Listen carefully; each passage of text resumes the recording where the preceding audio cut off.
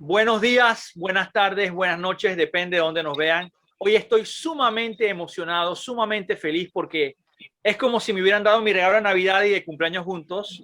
Tengo el honor de contar con el señor Jack Barsky. Para quienes no lo conozcan, en el mundo de la inteligencia, del espionaje, es una leyenda. Él es un ex agente del KGB, un verdadero agente, un agente durmiente, un agente ilegal que estuvo muchos años trabajando encubierto en los Estados Unidos en el periodo más tormentoso y problemático y de mayor riesgo para el mundo, que fue la Guerra Fría. Tengo el honor de contar con su presencia el día de hoy. El poder entrevistarlo para mí es un sueño hecho realidad. Voy a hacer, cuando me dirija a mi audiencia, voy a hablar en español y con él en inglés. Mi inglés, hago la salvedad, no es muy bueno, pero voy a tratar de que sea lo mejor posible. Mr. Barsky, it's a pleasure, sir. Well, I will be in, we already have enjoyed talking informally, and I think it's going to be a very nice interview. Appreciate you having me.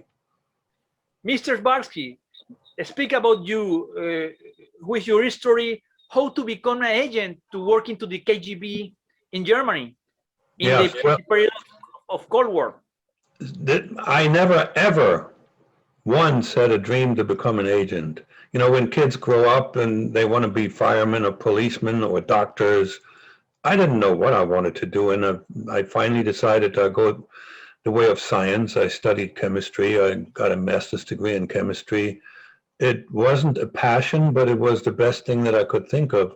And we had some, you know, some literature and some movies about agents, and I always admired them, but never in a million years had I thought that I'd be one day.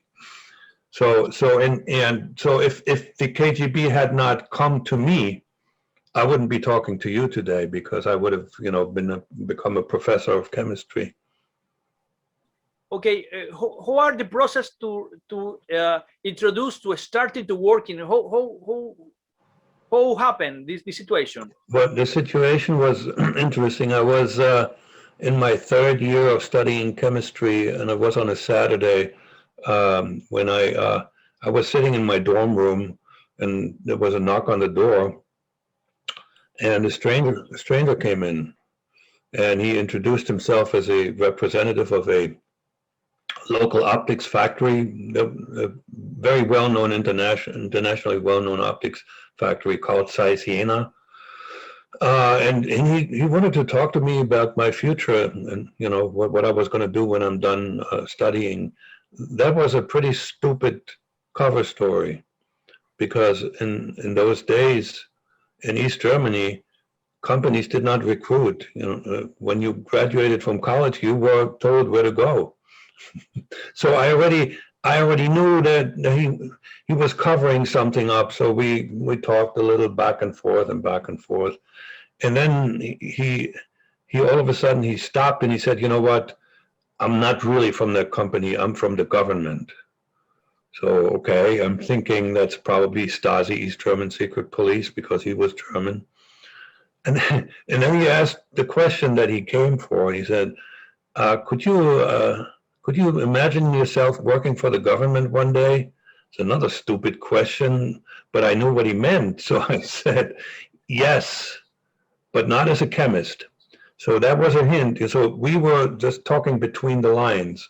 He asked a question that wasn't real, and I gave him an answer that was not quite real. But he knew I was somewhat interested in finding out. And so I was always curious. And here was a world that I knew was possibly open up in front of me, that I admired, but of which I knew absolutely nothing. So just to finish this up, how I was recruited, we met one week later in a restaurant, and there was another man at the table. And the first gentleman introduced me. He said, "This is Herman. He's from the KGB. We're working with our Soviet comrades." And then he said goodbye, the German. And now I was like connected to the KGB, 1, 2, 3, like that. Now, one thing I have to tell you, when you find out that the KGB, which was the most powerful intelligence service in the world in those days, and maybe ever in history, is looking to possibly, work with you, you feel good about yourself, right? And I was a communist. I was a member of the Communist Party. I believed in the communist cause. So yeah, now let's see what happens. Okay, when you enter to the KGB, I suppose you have a training, but I suppose preliminary training or normal training, but you have other options to starting to working to a sleeper agent inside the US, the real secret agent, no have a diplomatic cover or something. How are different to this training for this assignment? Okay, so the training was a very lengthy process. First of all, this Herman guy and I, while I was still studying, and I even became an assistant professor at university, we had a 1.5 year relationship. We met maybe once or twice a month. No, once every week, or sometimes only twice a month. And we got to know each other. And he gave me some little tasks. For instance, he showed me an object, some factory. I said, find out what they're doing in there. Or he gave me an address and a person's name, and he told me, why don't you find out, they have a relative in West Germany. Why don't you find out some information about that relative in West Germany? And without telling you exactly how I did it, but I managed to fulfill these tasks. We talked about, what it might be like to be an undercover agent. It was always undercover. Never the thought of becoming a diplomat, going under diplomatic cover, never ever entered the discussion. And initially, it was quite clear that I was going to be sent to West Germany. Simple, same language, same culture. East Germany had 1,000 active agents in West Germany, and they had some very high level in the government. Why the Russians wanted their own man or their own number of people there, I didn't know, but I didn't ask. So the training, what I call the base training, when I signed up for the KGB, I moved to Berlin from the town where I studied. And in Berlin, I was trained by one man only, and specialists, but there was no classroom. I always met only one person, or some of the technical people, like, I learned Morse code, I learned secret writing, I learned encryption, decryption, all the tools that you need to be able to communicate and operate in the fashion of an undercover agent. And those were taught by specialists, and almost all of them spoke only Russian. So my liaison, who spoke Russian and German, was always there. And that training was supposed to take about 2 years, and after 2 years, they were going to find me a way to get me into West Germany. And then more details were not discussed. Here came one of the turning points in my life, one of many. I was required, they told me every future agent needed to learn another language really well. And we had, obviously, Russian was not the language that would have helped, right? They wanted a language like French or Spanish or English. And I picked English because I was really good in English in school. So they paid for a tutor, and I started learning English very seriously, and I really, really worked hard at it. And 9 months into my studying English, we had a visitor from Moscow, and he asked, so how's your English? And I pulled a book from the shelf, and I said, this is an English novel. I can read this without a dictionary. And he went, oh. And so then he asked me to cut a tape, tape recording with the old tape recorder that had like real tape. And I did that, and I read some stuff, and I said some things, and within 2 weeks they had me in Moscow because I was considered an excellent candidate to learn English very well. And I interviewed with an American and a Russian English teacher, and they decided to give it a try. The interview question was, this was the interview question: do you think, ladies, that this man can acquire the American variant of English well enough to claim that he was born in the United States? And they said, well, we can try. So within another 2 weeks, I was in Moscow for 2 years. Maybe I'll stop here. And then I went to Moscow to study English, and I had excellent operational training. I was in Berlin. It wasn't that. What I found out, the Berlin training wasn't as good. In Moscow, they really had. I was trained by the experts. It's very interesting. The Russian language is very hard. I only say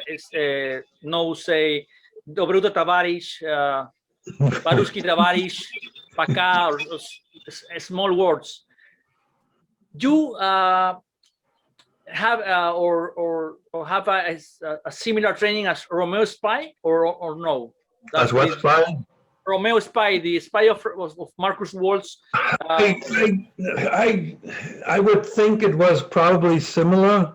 All I know about the Stasi is I read the Marcus Wolf autobiography, Man Without a Face, and yeah, they were trained similarly, except they had this real phenomenal advantage that they didn't have to learn another language.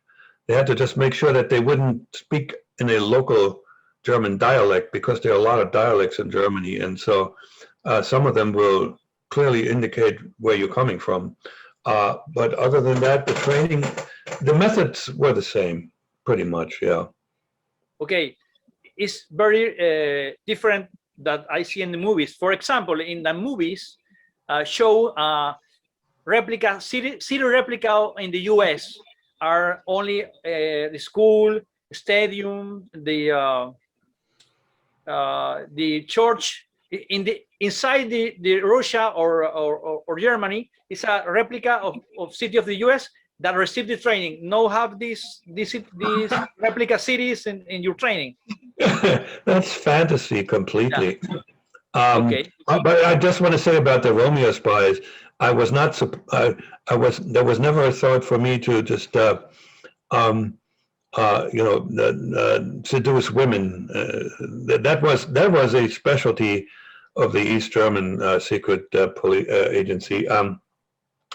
There was one time a talk when they were thinking how to best position me. How about if you become a hairdresser, and you become a hairdresser for women in Washington, D.C., the wives of politicians? I said, I can't do that. I have no, my hands are not skillful enough. So they, when people get their hair cut, they talk. Yes. It's a psychological special training that when I read and see is a psychological training for this assignment. When you receive your training in Russia, are in a university or a special facility or where? No, I lived in a conspiratory apartment. It was a secret place, okay. And all the training either took place in that apartment or in somebody else's apartment.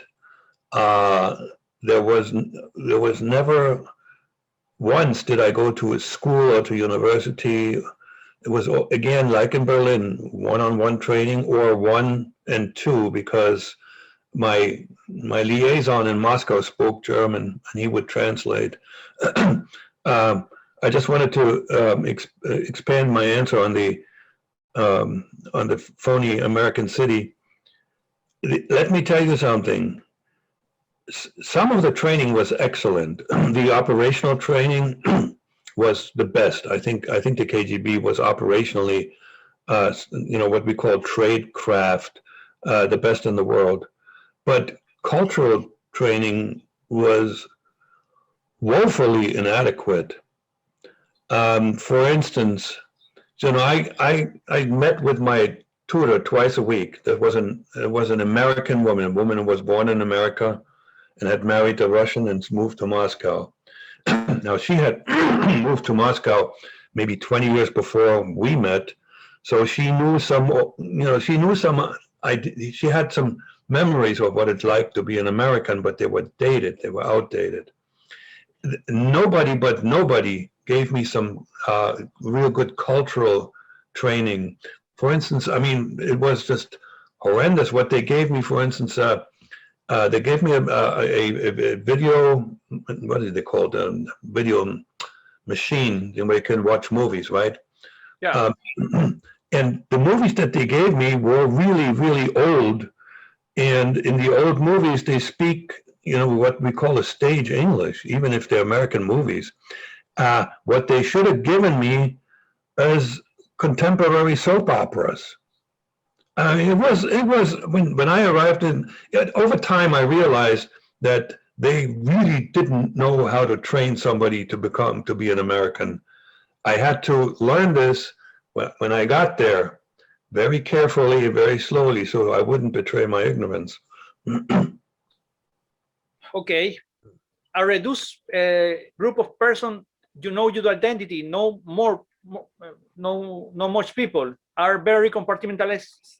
Compartmentalized, absolutely. The person know your real identity for your security, I suppose. Maybe 3 people, and I was told by, I'm friends with an agent, ex-FSB agent, and he said to me, "You're the person that made decisions about you probably never met you, and also did not know your identity. He just knew me as an individual. We all had cover names, okay? And we introduced each other by our first name, and that was most likely a cover name. Yeah, maybe 2-3 people knew my real ID, maybe even fewer." It's the same way that the CIA training, when a certain training use very different identities, not real identity, inside in the US. Okay, Mr. Barsky, a question. James Jesus Angleton, chief of counterintelligence in a part of a Cold War, very afraid to the KGB, for he knows have many moles inside the government, CIA, DEA, or many departments of the United States government. Yeah. Okay? Hypothetic, your opinion. I need your opinion. When down the Soviet Union, these sleeper agents or official agents or the illegals of second generation continues working for the FSB or the new intelligence service of the Russia? Your opinion? No, I know. No, you know the. Let me tell you, this is an educated guess. People like me who were not citizens of the Soviet Union or Russia most likely found a way to get out.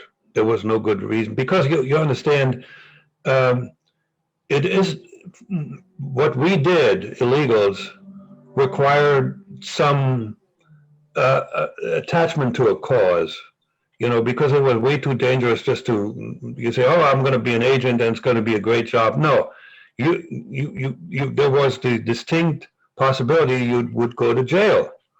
So you don't take that risk unless you know you have a good reason to take it.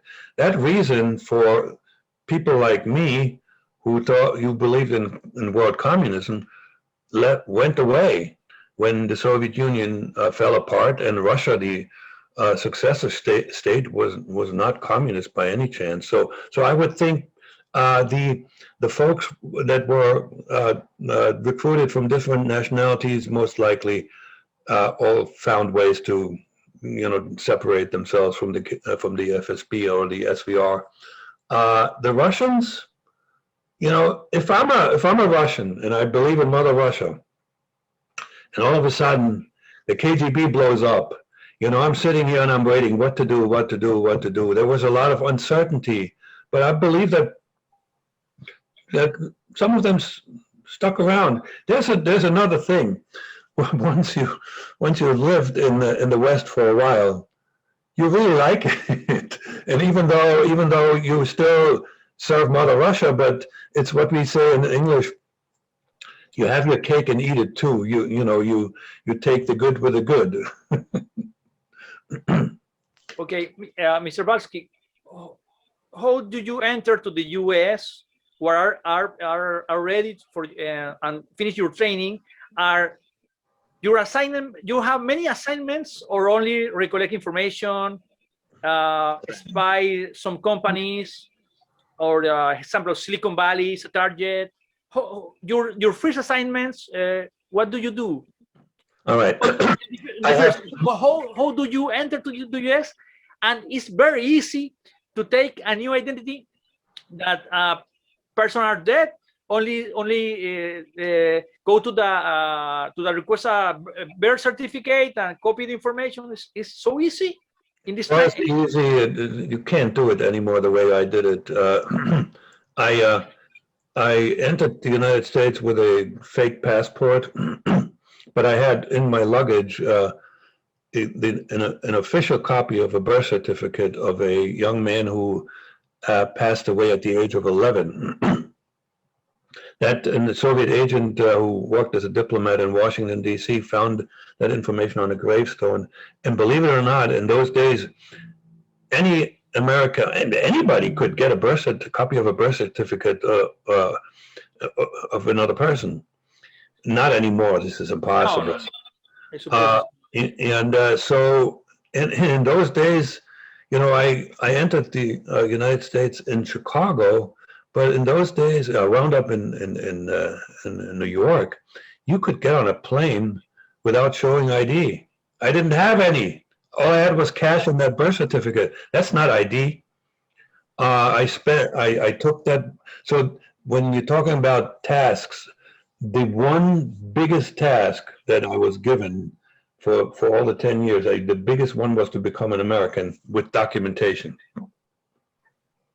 The 2 documents were required to live in the United States like a normal American. There was a Social Security card and a driver's license.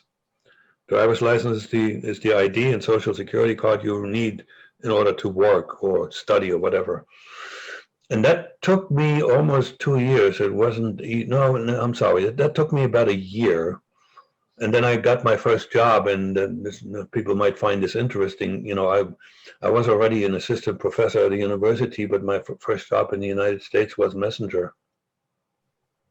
In a bicycle, I remember. Yeah, well, I did it for the cause. And it was a good choice. I tell you why it was a good choice. As I told you, I really did not have a good understanding of how Americans behave and how you need to behave to fit in. When I worked in the messenger company, these people weren't very curious. They weren't very smart. So I could just watch them, observe them. They didn't care about where it was coming from, and they didn't see anything. And so slowly I understood, the passion for baseball, and it's just I spent a lot of time the first 2 years watching TV and going around in the city, and just like taking it all in, and that helped me to actually establish myself as a bona fide American. When about 5 years later I got a job at an insurance company, and nobody ever questioned, I gave them my birth date and my birthplace of that young man who had died so early. Nobody questioned that because it was good enough for New York to, my behavior was Americanized enough. If I had tried to get that job right after I get there, I would have, I would have failed. I remember one of the biggest operations of the KGB are steal information or technology of US. Yep. If you can, only if you can, it's possible you say what are your normal assignments? Okay, sure. I can talk about it. My general preparation, to the extent it was preparation, but I was directed to collect political intelligence. So we're talking about foreign policy, military policy, trying to find out what's in the heads of people who make decisions for the government or who influence those decisions. And, you know, for that, you have to get to know those people. And unfortunately, now I must say fortunately, it took me way too long to get up in society to be able to mingle with those people. You can't just, like, if you work as a bike messenger or even as a junior programmer, you can't just befriend somebody. It doesn't fit, right? And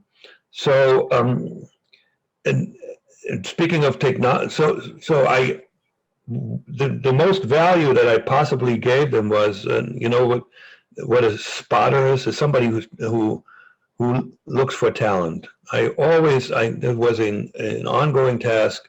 They constantly told me, meet as many people as possible and write profiles to see if we can maybe recruit them.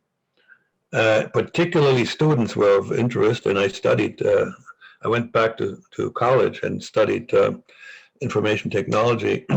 I don't know, and you talked about compartmentalization. They would never tell you what they did with the information, not even a hint. Is the technique that the China secret services are using now? Yeah, of course, and it works really well because you just, even if you capture it, you can't give anything up, and you have no information. So when the FBI finally caught up with me, I had no names of anybody. Period. No, that the risk is very low. But however, what that does, that sometimes particularly when you are operating by yourself, you need a little more information to make good decisions. And if you don't have it, like for instance, they should have told me, well, you need to go, when you travel from New York to Moscow, you need to go this way, because I didn't know the because. So one time I made a decision that I got criticized for. I took, there was a strike in Rome, and I couldn't get a flight on Alitalia, wasn't flying, so I took Aeroflot. That was not allowed, but I didn't know why. Okay, I have a capitalist question. Yeah. When you are a sleeper agent and in your work, you live of your salary as employee of this company, or a KGB send you some or money or give you something? Okay, so when I came to the U.S., I had probably about $6,000 left. I was able to live on that for close to a year. And at that time, that year, I had no job, okay? So it was just money going out. And after that year, I got $10,000 in cash from the KGB in what we call a dead drop operation. That money was in an oil can that was put someplace where I could find it. But after that, I made enough money as a bike messenger, because I worked by the piece. I got paid by the piece, and I was quite good, that I could get an apartment and live off of the money that I made as a messenger. So I didn't need any more KGB money to operate in the U.S. But they were nice enough to pay me $500 a month in salary. So, and that money was accumulated in Moscow.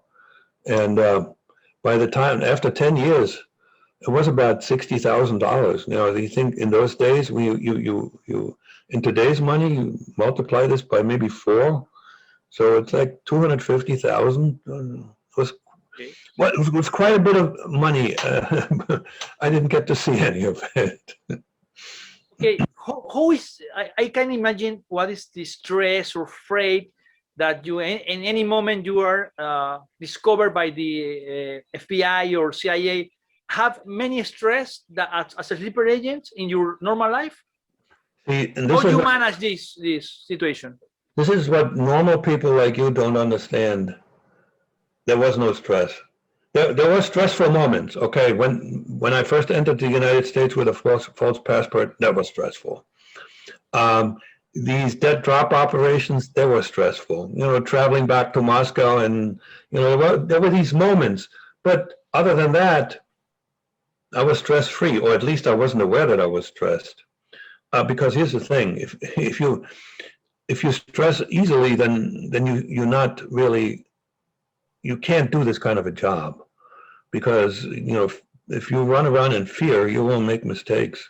So I just see, I tell people that in those days I wasn't really very serious about anything. I played the game. I played the game of spy. And it was, sometimes it was no fun, sometimes it was fun, it was special. You know, it was like, you know, I knew there weren't too many of me, but I was never doing this and looking behind my back and anything. I had some ways to find out whether I was, and that was part of the training, whether I was being investigated.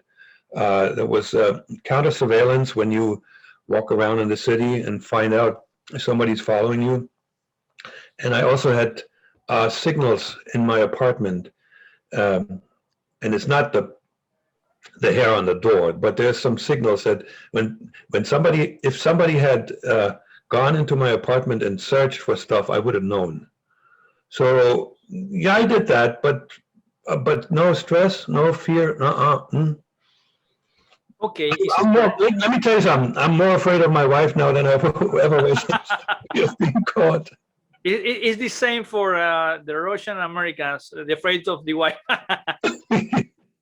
Okay, Mr. Barsky. Okay, you live in U.S. when have the situation with President Reagan, the attempt of assassination. Do you stay in the U.S. in this moment? Remind me what year it was, 82? I suppose 82, 83? Yeah, I was here. I was here. Okay, in your advice to the Americans TV series is true? I don't recall what I told him, but I did send a report. There was a lot of suspicion that the KGB was involved. No. Okay, yes, but no KGB. Sorry, my English is very bad. I repeat the question. You are advised of the Americans TV series. No, I didn't advise them at all. They didn't need my advice. One of the creators was ex-CIA, and so I was, you know, I became friends with them, and I had a little bit part of about a minute and a half in one of the episodes, but I was never an advisor. I don't know, that somehow leaked into the press and somebody made that up. I did not. Okay. I remember an episode when this happened, the attempt of assassination on Reagan. I suppose you are not only a sleeper agent in America, are many, yeah. And in the future, in few years later, discover more. Okay, I suppose they have different assignments. In this episode, see if Alexander Haig, the Secretary of State, I suppose, I don't remember the exact position of Alexander Haig, speak with the people by TV. The normal are the Vice President Bush is to speak, not Alexander Haig. Right. But this situation, many persons in many countries, in many intelligence services of intelligence, thinking about a conspiracy or problem in US, and it's possible KGB are alert and have pre-selected targets of many important persons inside the government of US. Is possible this for assassination? No, I think the capabilities of the KGB were vastly overrated. When the KGB was successful in the United States was in the 40s and early 50s to mid 50s, and mostly because they had real Americans who were ex-communists who were working with the KGB. And you probably remember the McCarthy era, where Senator McCarthy, they had this special committee against un-American activities. It is actually true. There were quite a few communists in the United States government, and they also worked with the KGB. And when you mentioned Angleton, it developed sort of a paranoia that this continued. Not true. What the KGB wanted to do with illegals like me, to recreate the success that they had with the real Americans, that never materialized. There may have been some successes, but nothing like the theft of the atomic secret, and nothing like having KGB folks in the U.S. government. Mr. Barsky, you are a small group of persons that be a part of a big game that King Philby say big game is a spy game. Yeah. A person that crossed the mirror. Mr. Barsky, how ending your adventure of a sleeper agent in America, FBI or CIA discover or capture? No.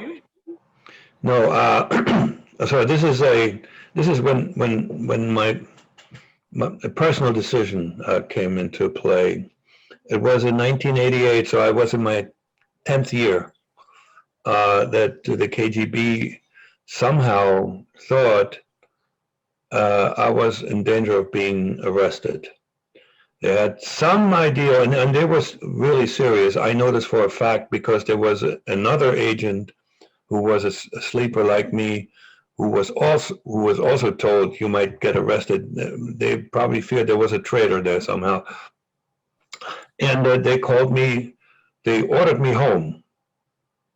So and it was an emergency, like I got a signal, which was a fist-sized red dot in a special place, and that was an order to go home. I mean, through Canada, whatever.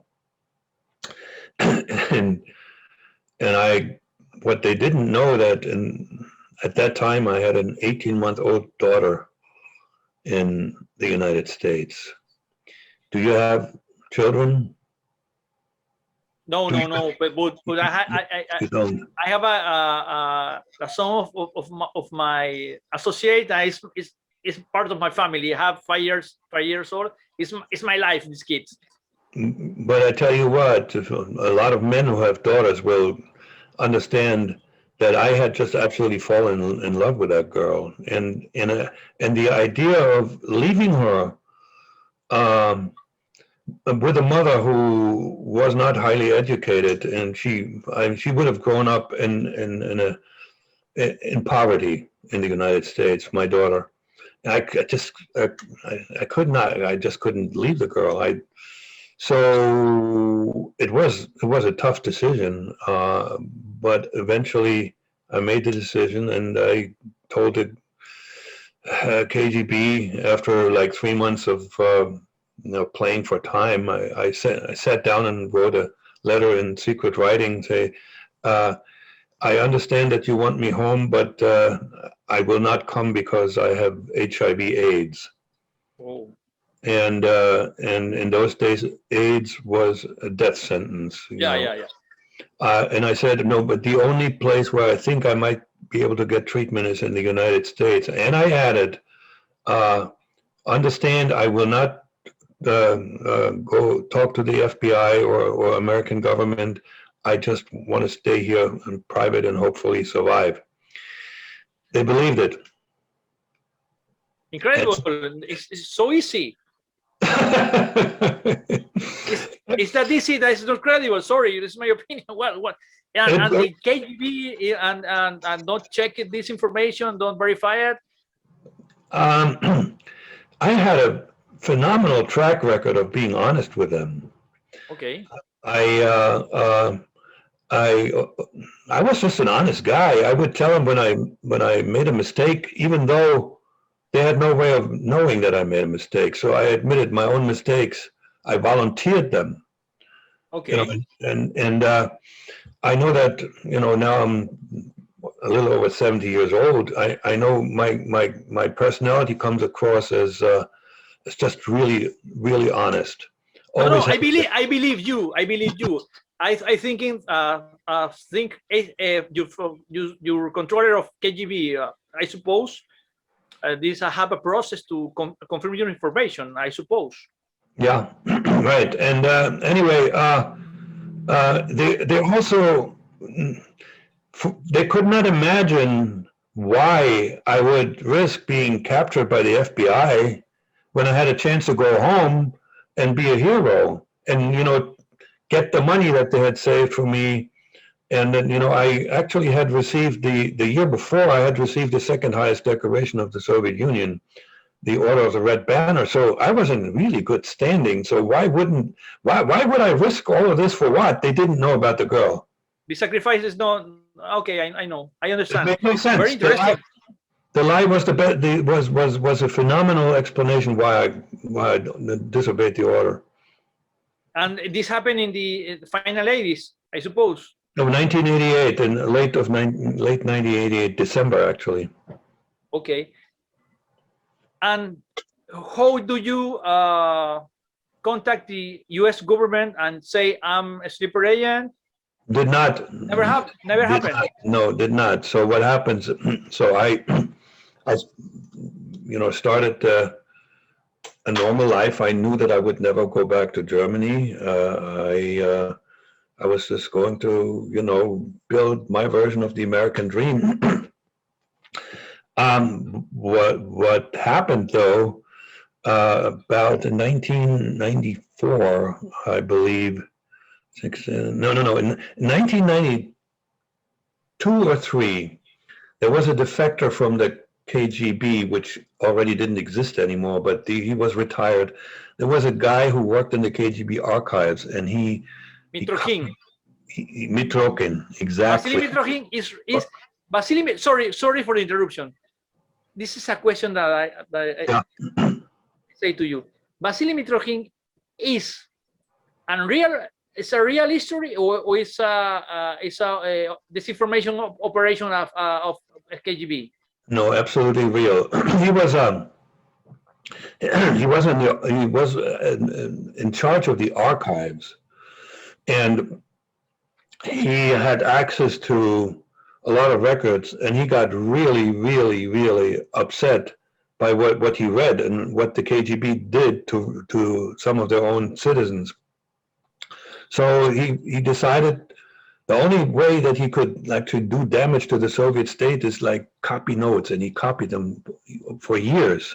He's real. I mean, it's absolutely real. He wrote he helped jointly with a professor of history in England. They wrote 2 books about the KGB. So he smuggled those notes out, and eventually he got them, and I think it was in '92 to British intelligence. And eventually that information got to the FBI, and they started an investigation about 1993-94. And it took them almost 4 years. They found me rather quickly, and then they was just trying to figure out, is he still active? Does he run on agents in the government? What's the matter? And so they just wanted to be sure, if I was still active, that they could find more other people. And you know, but I was living a private life, and eventually they understood that I was retired, and then they decided to introduce themselves, and that was a surprise for me. And then I had no reason not to cooperate with them. The Soviet Union didn't exist anymore. Germany, my country, East Germany, had ceased to exist in 1989 when the wall came down. So I had no more loyalties, and I was clearly not a communist anymore. That was long gone. So, I had a family. I had a son, and in addition to the daughter, and a wife in the United States. And so, yeah, I had no reason not to cooperate, and I did. And so within about 3-4 months of like very, very detailed debriefing, apparently what I knew was of value to them. There's methods and operations and a whole lot of things. They also conducted a detailed psychological profile examination of me and on and on. Then they said, you can become a citizen one day. Well, I got my citizenship 5 years ago. United States have a good person or a good government that can provide opportunities to any people. It's a country that provide light and freedom to the world. I believe in this. It's a big country. I agree with you, and I'm hoping it's going to stay that way. But I'm fully in agreement with you, and I don't want to insult my old German friends and family, but I prefer to be an American rather than a German nowadays. You are a real American. I am, and I tell people I am legally, intellectually, and emotionally an American. And as a matter of fact, my English is much better than my German. When you dream, English. In English. But occasionally some German pops in. That, but it's mostly English. And particularly, so for instance, my book was translated into German. I couldn't do the translation. I had a translator, and then I read through it passive. This is just like, it's the German is buried. And there's something about the United States.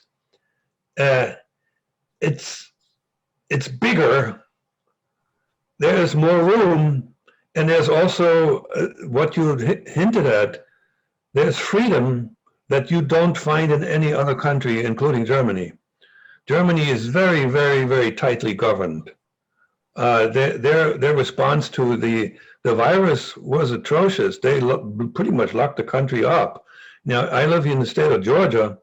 We had about a month of lockdown, and then things started opening up, and I could meet people, and I could go to restaurants and so forth.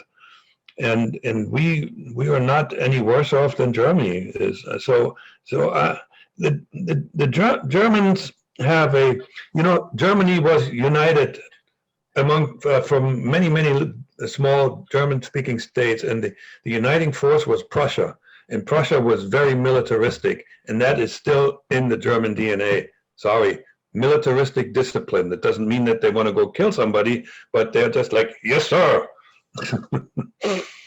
Mr. Barsky, very, very interesting your interview with you.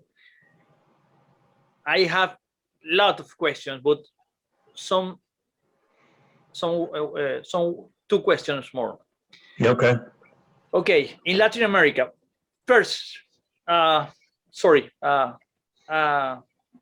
only my thing. When no, it's easy to contact FBI and the CIA. No, it's that easy that the people can imagine. But for you, found the way to exit to the big game, the spy game, and to contact and live in harmony with the FBI, CIA, and you pass that sleeper agent. Okay. But the people that make investigations about spy or topics similar normally have this intelligence service investigate to these persons, include me. Okay, and my congratulations to you find a way to exit to this and live normally and write books and make conference. Yeah, okay? well, thank you. Thank you. But it's not easy. Not easy. No, it's very, very sui generis situation. Okay, what is your opinion that what happened with the sleeper agents in Latin America that working in KGB? What is you believe that this person resigned to these assignments in the majority? Well, assuming that a lot of them were not Russian national, I think they did. And here's the thing: with the KGB had a hard time finding Russians to go into another country as a born citizen of that country. Russians have a hard time getting rid of their accent, so they recruited from all kinds of different nationalities. Now, the Soviet Union also had, the Baltic states. Those folks have an easier time learning another language, but then they weren't Russians, okay? And they actually wound up hating Russia. So my gut feeling is, if any, I don't think there are any left over. That doesn't mean that you don't have new ones, because the FSB and the SVR has been sending out sleepers, but they weren't. I mean, in 2010 there were 5 couples were arrested. New York, but they were really, really poorly trained. No, it's amateur. It's amateur training, amateur actions.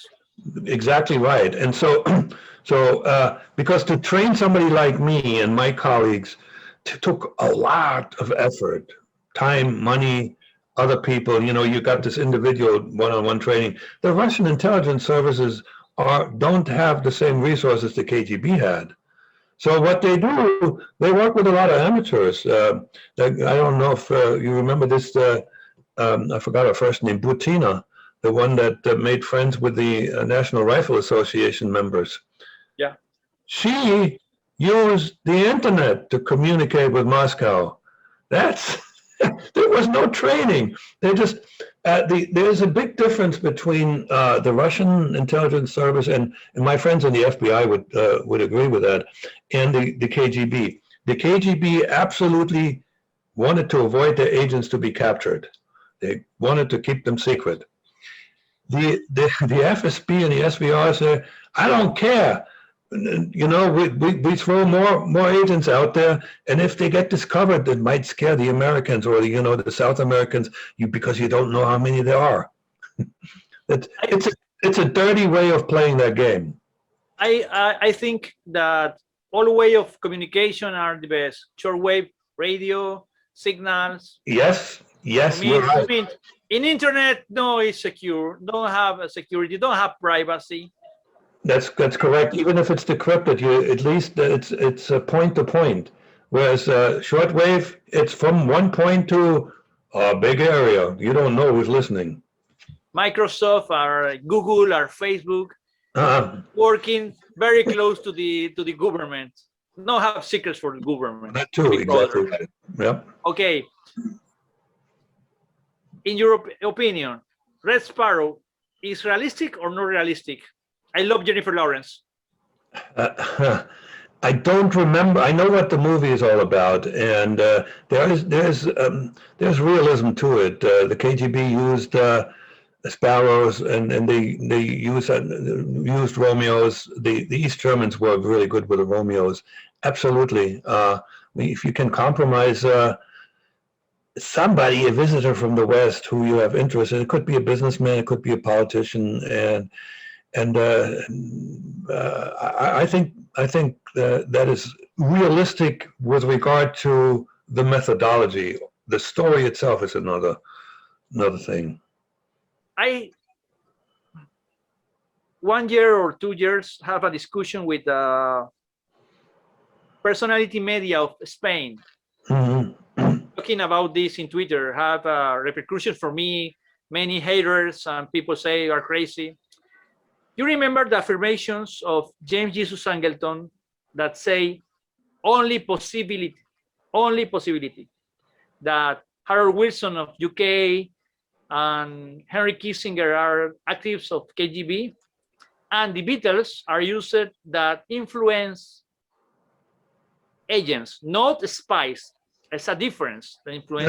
I know what you're saying. I think that's paranoia, and this goes along with the. I don't know if you are familiar with a fellow named Yuri Bezmenov. Yeah, Bezmenov. He came to the United States and somehow was accepted as an ex-member of the KGB. He never was in the KGB, and he went around and gave all kinds of lectures about how the KGB systematically tried to undermine the United States. That's nonsense. I was trained by the best. They didn't have to have a clue how the United States operates. How can they then come up with a plan? He just made a little money off of the gullibility of the American public. He's an absolute phony, you know. And so we in the United States, and I don't include myself in this, but when I say we in the United States, we have a tendency to believe that whatever bad is happening to us is originates with the communists or the Chinese, the Russians. No. We are causing our own problems, okay? And this is human nature. You always point to somebody else and the evil Russians. The KGB was not as strong and as powerful and could not have been as deliberate as like placing a Manchurian candidate, somebody like Kissinger, to influence American foreign policy. Having said that, as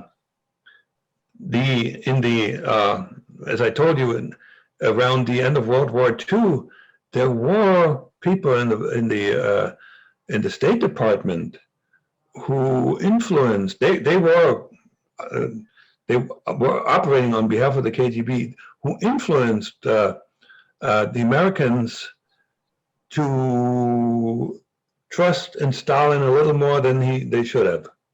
Stalin, for instance, promised that he would keep Poland neutral, and there was enough influence for I think it was still Roosevelt to say, okay, fine, we trust you. Well, the moment the war was over, Poland became a communist country. So there was a time when that actually was real, but not after the 60s. No way.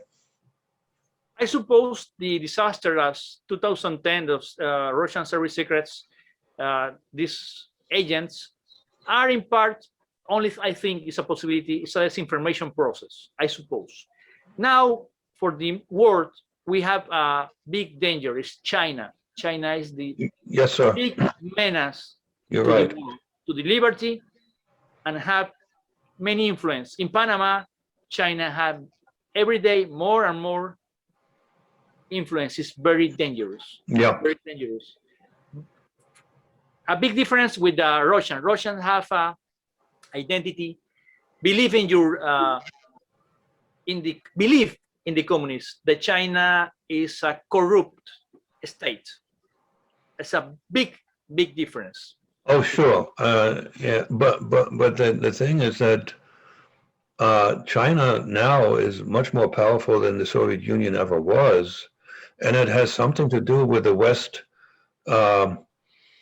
helping them to develop industry, science. I mean, I think we have 300,000 Chinese students in the United States as we speak. The last question, Mr. Barsky. Tavares Putin, friend or frenemy? I like Putin. He's a charismatic person. Sorry, it's my opinion. Yeah, well, this sort of you were like in the fan club together with Donald Trump, but I'm not. I'm not going there. They were not friends ever. But I know what you're saying because this is this is when people ask me, I would say that Putin is the most successful politician in the world in the last 100 years. When he came out of nothing, you know, he was a little agent someplace in a small city in East Germany. He never really saw any action. This is all legend. He was a bureaucrat. He wasn't very good at it. I met his ex-boss. He lives in the United States, and then he hooked up with the mayor of St. Petersburg, and somehow managed to get into Moscow and get to the attention of Yeltsin. And before you knew it, he was in charge of Russia, and he maintained that power for over 20 years, in spite of the fact that the Russian people are not any better off than they were 20 years ago. That is a masterful politician, okay? He plays annual ice hockey games against a team of 5 from the national team, and he's on the other team, and he always wins. Yeah. It's I mean, he understands the Russian people as well as anybody. That his understanding, that's how he keeps power, because he knows how to manipulate the people. Because as much as there is some a little bit of fraud in the elections, the majority of the people vote for him, for real. Have popularity totally.